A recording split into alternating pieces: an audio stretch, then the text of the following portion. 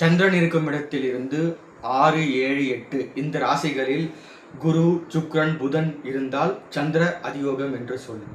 இப்போ சந்திர அதியோகம் என தரும் ஜாதகருக்கு நல்ல ஒரு தலைமை பண்பு கொடுக்கும். சமுதாயத்தில் நல்ல ஒரு பேரும் புகழும் அந்தஸ்தும் கொடுக்கும். அவங்க ஒரு இடத்துல இருந்தாங்கன்னா அவங்க தனி அடையாளமாக இருப்பாங்க.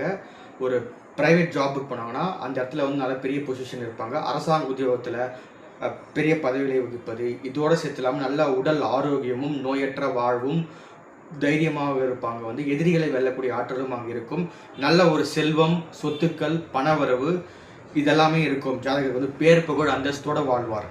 இது உதாரணத்துக்கு விருச்சிக லக்னத்தில் பொறுத்தவருக்கு இப்போ சந்திரன் 12ஆம் வீட்டில் இருக்காருன்னா 12ஆம் வீட்டிலேருந்து 6ஆம் வீடா 5ஆம் வீடு வரும், 7ஆம் வீடா 6ஆம் வீடு வரும், 8ஆம் வீடா 7ஆம் வீடு வரும்.